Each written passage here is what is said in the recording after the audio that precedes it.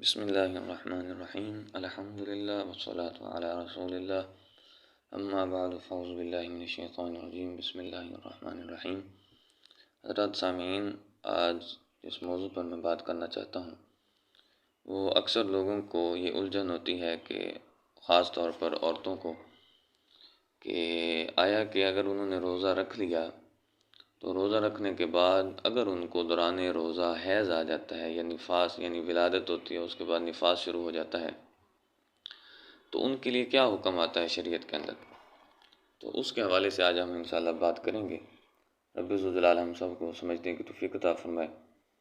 تو حالت حیض اور نفاس کے اندر روزہ عورت نہیں رکھے گی، اور اگر اس نے روزہ رکھ لیا تو جیسے ہی حیض شروع ہوگا یا نفاس شروع ہوگا اس کا روزہ فاسد ہو جائے گا، کیونکہ سید عالم نور مجسم شفیع معظم صلی اللہ علیہ وسلم کا ارشاد حضرت ام عائشہ رضی اللہ تعالیٰ عنہ ارشاد فرماتی ہیں کہ حضور علیہ السلام ہمیں حالت حیض سے پاک ہونے پر روزوں کا حکم فرماتے ہیں۔ یعنی ترمذی شریف کے اندر یہ حدیث پاک ہے، یعنی جب ہم حالت حیض سے پاک ہو جاتے یا حالت نفاس سے جب عورت پاک ہو جائے تو اس وقت وہ روزہ رکھیں۔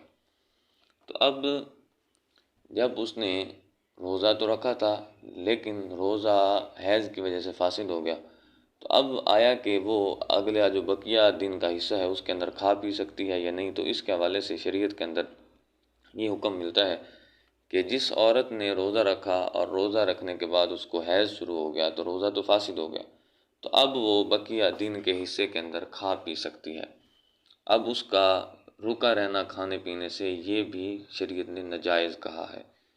اور ہاں، البتہ اگر کوئی عورت طلوع فجر کے بعد یعنی فجر طلوع ہو گئی اور فجر کے طلوع ہونے کے بعد حیض یا نفاس سے پاک ہوئی، تو اب اس کے لیے شریعت مطہرہ کے اندر حکم یہ آیا ہے کہ وہ دن کا جو بقیہ حصہ ہے اس کے اندر وہ امساک کرے، یعنی کھانے اور پینے وغیرہ سے گریز کرے۔ یہ شریعت کے اندر حق ہے۔